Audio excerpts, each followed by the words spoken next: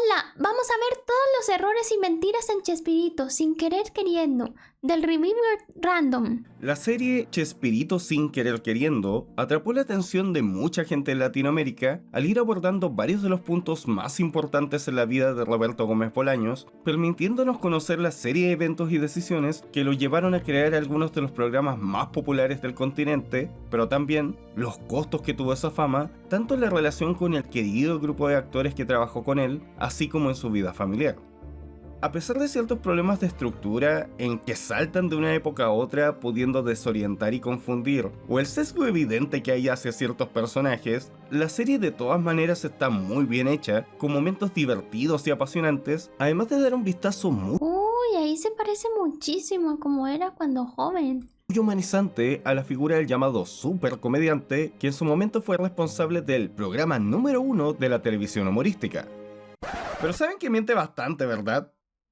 Tal como lo dice al inicio de cada capítulo, varios de los personajes, relaciones, eventos y tramas son ficticios y fueron creados para la dramatización. Claro, para que todo sea más entretenido, porque la vida de quien es súper entretenida como para ponerla en una serie. Yo creo que la vida de nadie. Bueno, sí, hay vidas muy traumáticas que sí se pueden colocar en una serie y podrían ser bien entretenidas. Pero no creo que la de él, aunque la de él estuvo un poco turbia. Aunque es bien chistoso que diga eso e inmediatamente salga con cualquier similitud de personas y o eventos de la vida real es pura coincidencia. Sí, ¿cómo no? No puedes Ya se quieren quitar la responsabilidad de las manos. decir eso, es una contradicción directa. Pero sí, además de los cambios de nombres, Margarita Ruiz en vez de Florinda Mesa, Marcos Barragán por Carlos Villagrán, Mariano Casasola por Enrique Segoviano, Joaquín Vargas por Eugenio Garza, cofundador del Canal 8, y Ernesto Figueras por Emilio Azcárraga, presidente de Televisa, se inventan a personajes inexistentes como Gilberto Treviño y Pepe Jamaica, quien tiene uno de los envejecimientos más curiosos que he visto en televisión para representar a los obstáculos que tuvo que enfrentar Chespirito a lo largo de su carrera. Junto a eso, algunas cosas son obviamente ficticias, como que el gorrito del Chavo lo hubiese tenido desde niño, que los miembros de la vecindad estén basados en personas específicas que conoció durante su estancia en Guadalajara y Nah, chale, eso sí ya es muy alucin. que vivían todas juntas, o que justo pareciera un chapulín cuando necesitaba inspiración, y qué decir de todas las instancias forzadísimas al inventar nombres. Tenemos aquí todo un pequeño Shakespeare. Todo un Shakespearito. No, eso es real de hecho. Pero bueno, fuera de los ejemplos obvios, también hay muchos otros elementos de la serie que al menos son imprecisos históricamente. Así que estos son todos los errores y mentiras que puedo encontrar al menos en Chespirito sin querer queriendo. Todos mienten, incluso las series mienten, chale. No puede ser, no podemos escapar de las mentiras. Capítulo 1. Partimos con algo que no es necesariamente incorrecto, sino más bien difuso.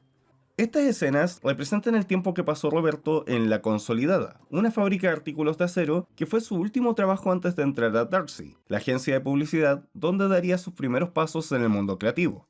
El asunto es que aunque dan a entender que es un trabajo a tiempo completo y del cual depende su subsistencia, en realidad, en este momento él se encontraba estudiando ingeniería en la UNAM, cosa que de hecho mencionan en un momento, y era solo un trabajo menor a medio tiempo para costear gastos personales. Resulta extraño que cuando decide tomar el trabajo de aprendiz de escritor, muestren a su madre sumamente preocupada porque abandonó su empleo temporal y no se mencionan sus estudios para nada.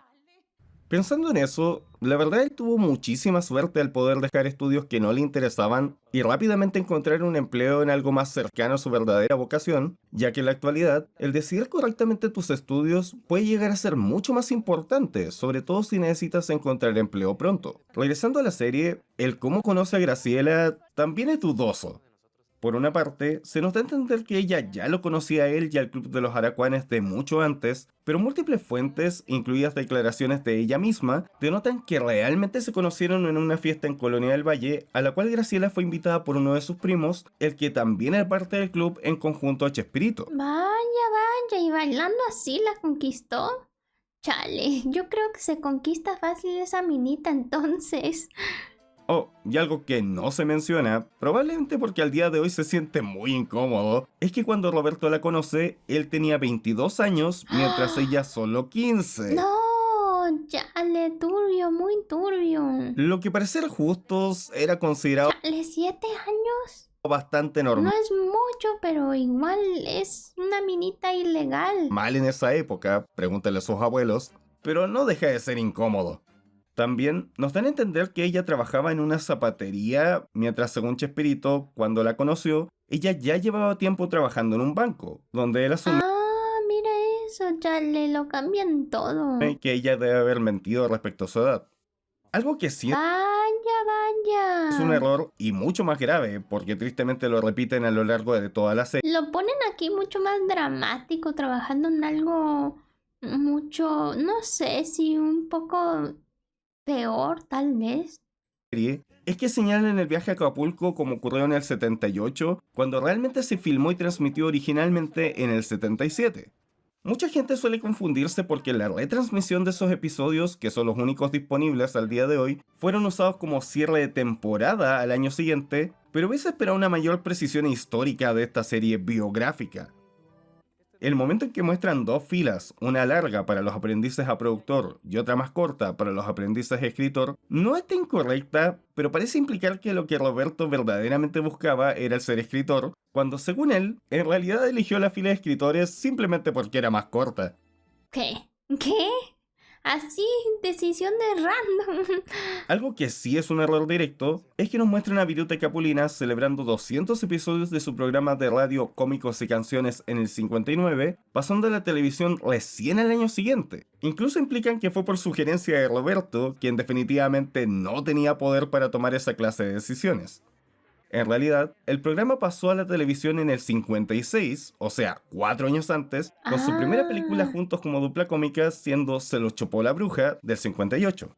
La confusión puede venir de la película Cómicos y Canciones, que sí es del 60, pero que irónicamente no contó con la participación de Chespirito.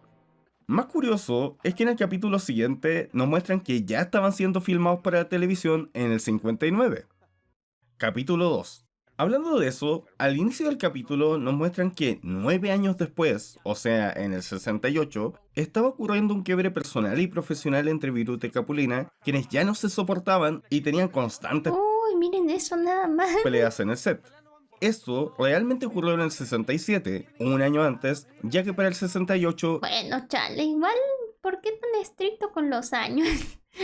Solo es un año. Tampoco es una gran mentira aquí en la serie. ya no trabajaban juntos.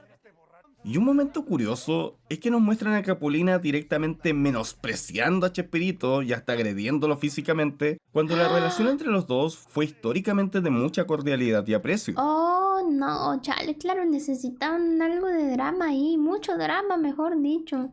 Es más, este seguiría trabajando con Chespirito hasta el año siguiente, incluso participando juntos en la película Operación Carambola, donde ya no participa Viruta. Más extraño es que Sergio Peña se sorprende de que Roberto quiera actuar, considerando que lo vemos caracterizado como un personaje en la escena anterior, lo que implica que ya participaba en eso, y que de hecho venía haciendo desde el 60, cuando debutó en la película Dos Locos en Escena. Ah, imagínate, chal, tremenda incoherencia ahí. De ahí nos muestran que Chespirito, a partir del contexto social, crearía al Ciudadano Gómez y luego tiene que hacer todo un esfuerzo para ingresar al Canal 8 con la ayuda de Rubén Aguirre. Todo eso es falso. Vaya, sí, no creo que se haya colado así al canal. Según Chespirito, él fue contactado directamente por Sergio Peña para escribir este nuevo programa para el Canal 8 a partir de un concepto que ellos ya habían definido e inicialmente lo había nombrado simplemente como El Ciudadano. No fue hasta que se decidió que él también interpretara al protagonista, luego de probar con varios otros actores primero, que optó por ponerle su propio apellido, ya que le habían pedido agregarle uno. Lo que pasa con el programa también está mal interpretado. Dan a entender que la serie al final no saldría al aire por motivos políticos. En cambio, lo que señala Chespirito es que por el contrario tuvo muy buenas críticas de los ejecutivos del canal que lo consideraban como una serie excelente, pero le anunciaron que le iban a guardar para un momento donde pudiesen usarla como una arma contra la competencia, lo que terminaría ocurriendo en el Vaya. 73. Sin embargo, hay evidencias de revistas de la época que mencionan que estas de todas maneras se habría transmitido en el 70 y que lo del 73 sería un remake, aunque probablemente fue simplemente una retransmisión, ya que Chespirito no menciona haber realizado una segunda versión en ese momento. Tampoco es verdad que inmediatamente después de eso le dijeran que no hay nada más, porque aunque si bien es cierto que al poco tiempo se quedaría sin trabajo, antes de eso le encargarían el programa inaugural del Canal 8, que incluía varios sketches cómicos, junto a varios otros proyectos de menor importancia, porque toda esta narrativa de que era una lucha constante por salir adelante y convencer al canal está bastante exagerada. De hecho, ese mismo año lo volverían a llamar para ser el guionista de Sábados de la Fortuna, un programa de variedades. Oh, miren eso, ahí ya aparecía ya el doctor Chapatín. Qué tremendo. Y es en este donde empezaría el segmento de los supergenios de la mesa cuadrada, el que eventualmente pasaría a tener un programa propio en 1970. No es que hubiese que convencer al gerente del canal poniendo el empleo de Sergio Peña en juego, como inventan acá. Además, si bien la conformación original eran Chespirito, Rubén Aguirre y Ramón Valdés, personas con las que él ya había trabajado antes, había otros actores involucrados también. Aníbal del Mar era quien leía las cartas y el personaje de secretaria inicialmente lo interpretó la actriz estadounidense Barbara Ransom. Ah, miren nada más, los omitieron así como así, qué pinches. No le dieron créditos. Eventualmente, ambos dejarían el programa con sus funciones siendo reemplazadas por María Antonieta de las Nieves, y la conversación que tuvo Chespirito con ella sí es parecida a la que se presenta acá, pero este no fue el inicio del segmento, sino más bien el del primer capítulo de la serie independiente que ocurriría 2 años después, y ella no fue su primera opción al momento de concebir el espacio. El cómo concluyó este sí es un poco más cercano a la realidad. Aunque no hay evidencia de que hubiese una solicitud directa del canal de usarlo para insultar a personas de la competencia y eso le causara un problema ético, Chespirito sí menciona que decidió terminarlo porque sentía que los chistes de contingencia tenían muy poca vida útil, perdiendo la gracia o siendo difíciles de entender a las pocas semanas, especialmente si se grabó mucho antes de su exhibición, y que en algunos casos podían envejecer muy mal si el chiste chocaba con algún incidente trágico, lo que lamentablemente les pasó. Ah, Capítulo 3. no. La historia de cómo se originó el Chapulín Colorado debe ser de lo más fantasioso en toda la serie. Si bien cosas como que se iba a llamar el Chapulín Justiciero, que iba a ¿Qué? ¿Es en serio? ser de color verde y decidieron cambiarlo a Oh, no, está feo. rojo por problemas técnicos con el croma, e incluso el que Graciela tuvo que hacer todo el traje de nuevo son verdad, todo el resto de la historia es mentira. Aquí se inventa que Roberto estaba desesperado por crear un nuevo programa para evitar que su espacio lo tomara algún otro comediante y que en una ráfaga de creatividad inventa el Chapulín, incluso grabando un piloto a escondidas y arreglándoselas ¿Qué? para hacer que el gerente del canal lo vea a pesar de que este ya Vaya, miren nada más, qué fantasioso eso. se había opuesto a la idea inicialmente, pero nada más lejos de la realidad. Vamos por partes. En primera, el Chapulín ya existía como segmento de los supergenios de la mesa cuadrada en el año 70. Es más, el que muestran como piloto resulta ser uno de los primeros de estos. Por tanto, a diferencia de lo que la serie puede hacer creer, el personaje no fue creado con la intención inicial de ser un programa independiente, ya que eso no ocurriría sino hasta el 73. Y obviamente, por lo mismo, no sería necesario hacer un piloto a escondidas, ya que llevaba un buen tiempo No, chale, pero lo cambiaron fue todo, qué pinche. probando al personaje. Lo que realmente sí pasó una vez que acabó los supergenios de la mesa cuadrada, que por cierto para el 71 ya había pasado a llamarse Chespirito de la mesa cuadrada, fue la transición al programa Chespirito, simplemente abandonando la estructura de la mesa donde se leían cartas, que era lo principal al principio, para convertirse directamente en un programa de sketches. Por su parte, Enrique Segoviano, que aquí lo muestran conociendo a Chespirito por primera vez en la grabación de este piloto, ya trabajaba con él en Los Supergenios, primero como director de cámaras y después como director general, siguiendo con él en el programa Chespirito hasta 1973. Por otro lado, un detalle que vale la pena mencionar es que Víctor Palacios, el supuesto comediante rival con el que iban a reemplazar a Chespirito, si bien ha sido definido como una combinación de aspectos de diversos comediantes de la época, vendría siendo específicamente Alejandro Suárez. Esto se puede notar porque presentan al guionista Mauricio Clave, que sí existió en la realidad, y este sugiere que hagan algo con el chiflado, o sea, Manuel el Loco Valdés, y el jitomate, por Héctor Lechuga, por lo que el programa Cóctel de Carcajadas que propone vendría siendo Ensalada de Locos, formado justamente por esos tres. El asunto es que ese programa se transmitió por el canal 2 del telesistema mexicano, actual Televisa, no por el canal 8, y de 1970 a Ah. 1973, por lo que absolutamente ninguna de las fechas calza. Capítulo 4. La salida de Rubén Aguirre del elenco aparentemente sí fue tan cordial como se le presenta aquí, y también es efectivamente lo que provoca la creación del Chavo del 8 al tener que dar fin a los chifladitos, pero la fecha presentada resulta dudosa. Porque aunque es perfectamente posible que la conversación realmente haya ocurrido en el 71 como muestran acá, Rubén no dejaría el programa hasta abril del 72. La confusión probablemente viene de que el sketch del globero que se termina convirtiendo en el Chavo sí se grabó en el 71. El asunto es que a diferencia de acá, donde lo muestran como una cosa tras otra, Chespirito describe que se basó en un sketch anterior en el que un niño pobre interactuaba con un globero para luego ser uno de un globero y su hija, hasta eventualmente convertirse en el Chavo. Eso es lo que explica las diferencias de tiempo. Ahora, lo que sí es un poco absurdo es lo de que le pusieron problemas de presupuesto al solicitar la escenografía de la vecindad, considerando que constantemente le hacían varias para el Chapulín Colorado. Vaya, vaya, sí, eso sí está muy irónico. Al contrario, tener un programa Chale, si él mandaba todo, él nada más pedía cosas y ya se lo daban todo. Y aquí están haciendo como que fue difícil darle recursos. con una escenografía estable probablemente le resultaba más económico. Al menos, sí se cuenta la verdad al presentar a Julio Latuf, responsable de sus escenografías al menos hasta el 77, nombrado aquí como Julio Lufán, pero esta conversación difícilmente ocurrió en el 71, ya que el primer sketch del Chavo en la vecindad no ocurriría sino hasta el 72.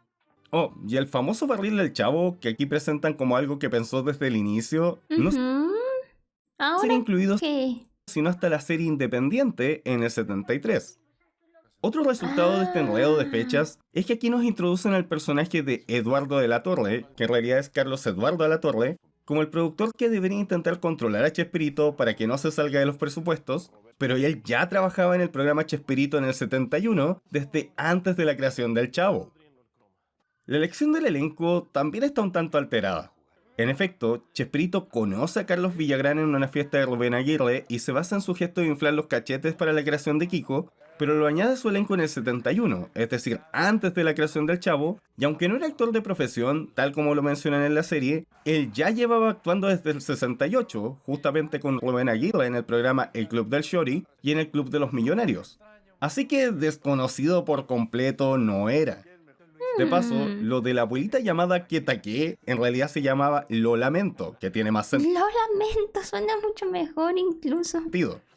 A Edgar Vivar sí lo llamaron por su trabajo en comerciales, pero no fue descubierto por Chespirito, sino que fue sugerido por un amigo suyo llamado Nacho Brambila, a quien se le había ofrecido Ah, claro, una sugerencia de un amigo a otro, eso porque iba a ser interesante de colocar en una serie. Eso no tiene nada de sabor. el puesto en primer lugar. Además, esto no ocurre sino hasta el 72 y después de haber añadido a Florinda Mesa, cuya integración en el elenco sí es más similar a como lo relata Chespirito. Ah, mira, vaya, vaya. Finalmente, el cómo muestra la adición de Angelina Fernández como si el gerente le hubiese metido a la fuerza en el último minuto y Chespirito se hubiese inventado el personaje en un instante es ridículo. Ella fue integrada al elenco cuando la serie ya se estaba rodando por recomendación de Ramón Valdés, quien era su amigo desde hace mucho tiempo. Capítulo 5. Otra representación muy absurda de sucesos es la que hacen con el productor español Luis de Llano Palmer, ya que presentan todo como si ocurriera de inmediato. Como de costumbre, la historia real es un tanto más compleja. Para empezar, si bien él pasó el telesistema mexicano al Canal 8, esto no fue en el 72 con el Chavo ya siendo un éxito como muestran aquí. Fuentes de la época ya lo indican como el productor del programa Juan Pirulero de 1971, mientras otras señalan que participaría incluso en las primeras pruebas del canal entre 1968 y 1969. La cosa es que no llegó e inmediatamente canceló el programa Chespirito como se muestra aquí.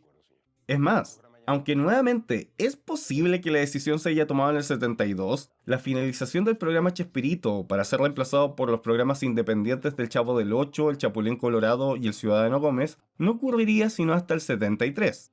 Algo que debo concederle a la serie es que en sus memorias Chespirito menciona incorrectamente que el día de emisión del Ciudadano Gómez era los miércoles, cuando realmente era los viernes, tal como se muestra aquí.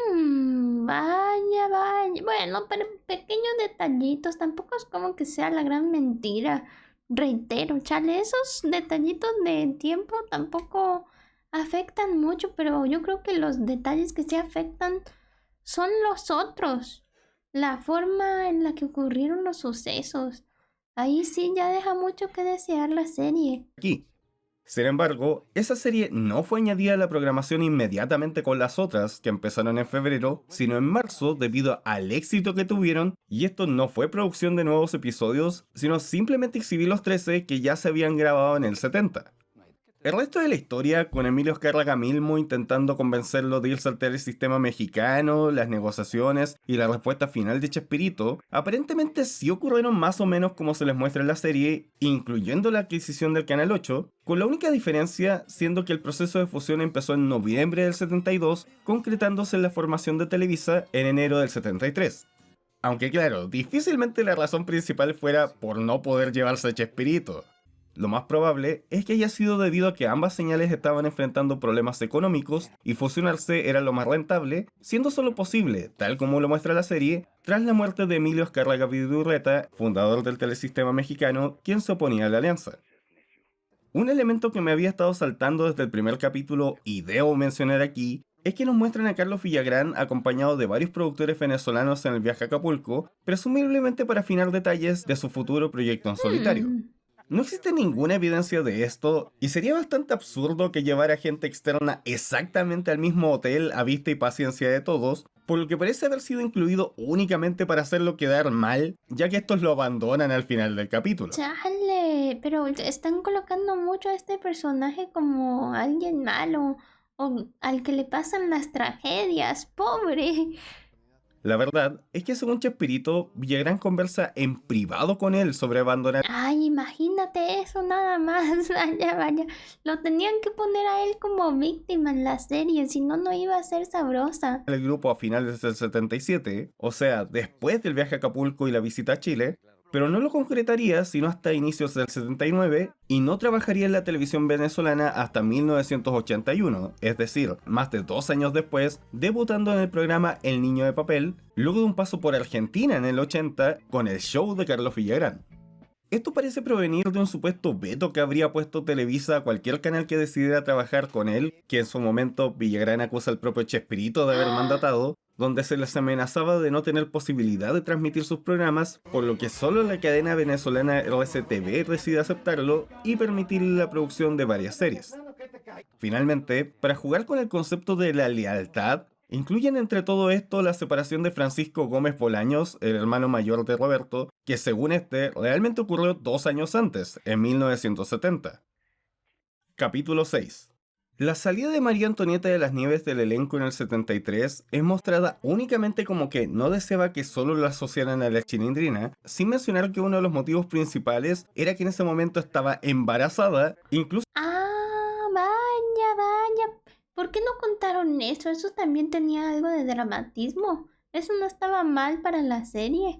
debiendo hacer lo posible para que no se notara en varios episodios. Uy, chale, ahí sí se notaba un poco. Lo que sí, durante su ausencia en el 74, efectivamente participa en un programa llamado Pampa Pipilsin, pero resulta extraño que omitieran un detalle tan importante en la historia personal de la actriz.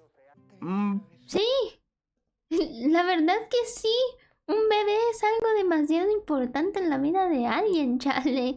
Y lo omitieron completamente. Posiblemente sea porque las memorias de Chespirito solo mencionan que la llamaron de ese programa como si hubiese sido algo inmediato.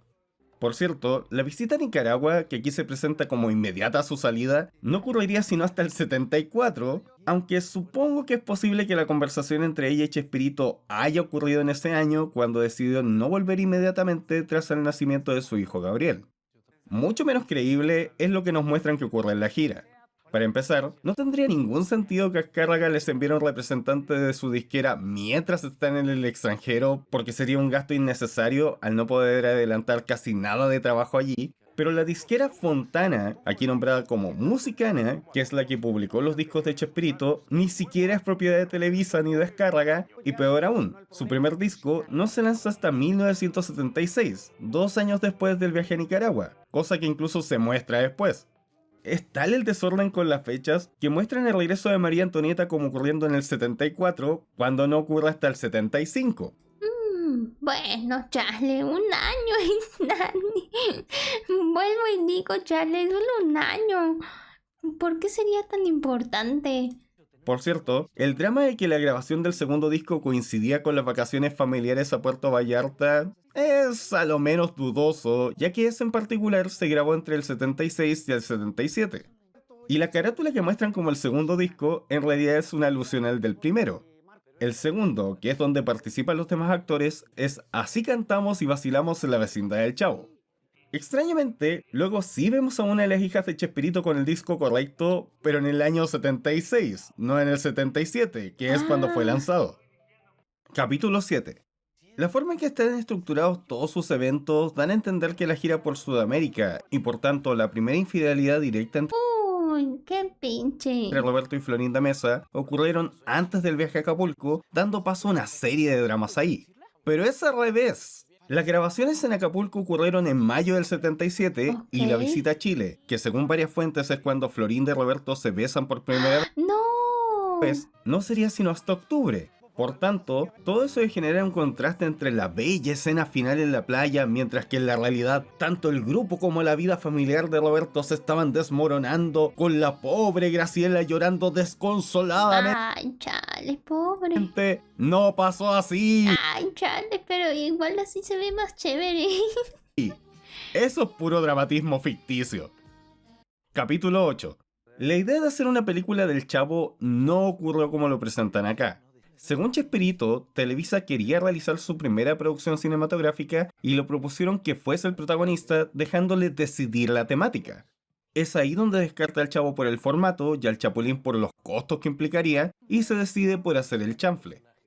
Y aunque esto no es un error de fechas y es muy difícil saber qué pasó realmente, las memorias de Chespirito nos indican que cuando Carlos Villagrán le avisó que iba a dejar el grupo para tener su propio programa, la conversación entre los dos fue mucho más amable, y por el contrario a lo expuesto aquí, Carlos se mostraba muy agradecido a las oportunidades que le había dado e incluso al consejo de no estancarse en Kiko.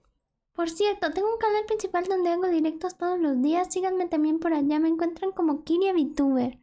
Lamentablemente, su oposición a reconocer a Roberto como el creador del personaje y la posterior demanda judicial sí son efectivas, motivo por el que sería en el 79.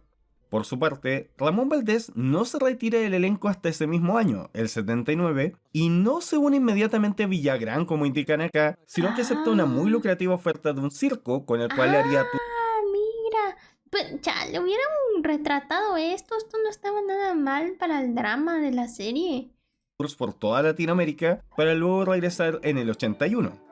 Recién en el 82 es que volvería a salir para unirse a Carlos Villagrán en los programas venezolanos Federico y Aki Kiko, que tristemente serían sus últimos trabajos en vida. De ahí, el resto de los eventos mostrados, salvo por la Marcha de la Solidaridad, que en efecto ocurrió en Colombia en 1981, son más que nada difusas representaciones de lo que ocurriría posteriormente, así que no tengo nada que reclamar. Aunque terminan diciendo que escribió 20 películas, cuando es el 20 películas, eso es muchísimo. guionista de al menos 28. ¡Ah! ¡28! ¡Chale! Ni idea cuáles cuentan. Y sí, la coreografía de Qué bonita vecindad no era así, pero es un homenaje simbólico, no me voy a quejar de eso. Así concluye esta revisión. ¿Hay algún aspecto en el que estés en desacuerdo o faltó algo? Házmelo saber en los comentarios. Soy Reviewer Random y eso es todo por ahora. Hasta pronto.